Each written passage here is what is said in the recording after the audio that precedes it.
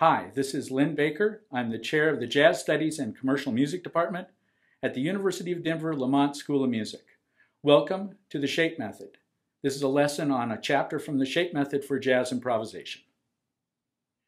Hi, and welcome to Chapter 5 of the Shape Method.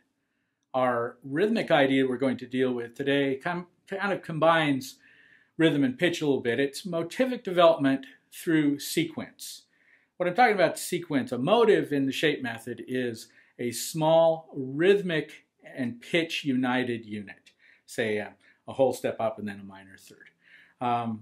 There are two ways that this can be developed in sequence. One is a real sequence and the other is a tonal sequence. And a real sequence is when you maintain the absolute intervallic character of the motive throughout all of the changes. So in that case that I just talked about, there would always be a major second and a minor third between all of the pitches, no matter where you moved them or where you sequenced them.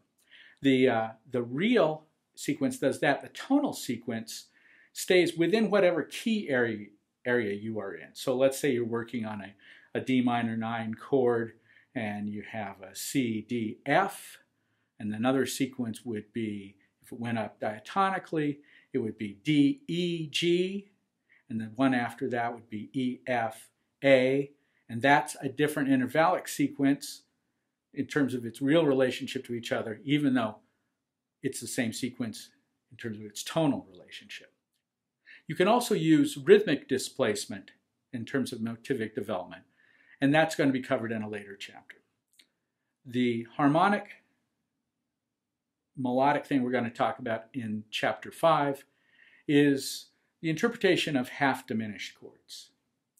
And the Shape Method deals with half-diminished chords in terms of their consonance tones as if they're minor sixth chords. In fact, this is the way Thelonious Monk talked about them and dealt with them. So the same notes that are in an A half-diminished are the notes of a C minor 6. So if you use all the Shape Method melodic information and forms of development, melodic development on a C minor 6 chord, whenever you see an A half diminished, then it'll work just fine. Of course, it functions differently. It functions as a 2 most often as opposed to a minor 1. But in terms of how you negotiate melodically through the changes, same sort of things apply in terms of consonance tones, resolution tones, suspensions, and that sort of stuff. So work with these ideas. Work with sequence, both real and tonal. If you want to get into rhythmic displacement, that's fun too. And work with some half-diminished chords and develop resolution tones, suspension tones, and playing consonance tones on half-diminished chords. They're an important part of the jazz harmonic vocabulary. Thanks for watching, and I hope you enjoyed the chapter. To go deeper into the ideas, purchase the Shape Method. You'll receive detailed information, more examples, listening suggestions, composition and performance exercises, and appendices of public domain jazz language, and an explanation of why the blues scale works, and more. Get chops on the concepts by purchasing the Etude Supplements Volume 1 and 2.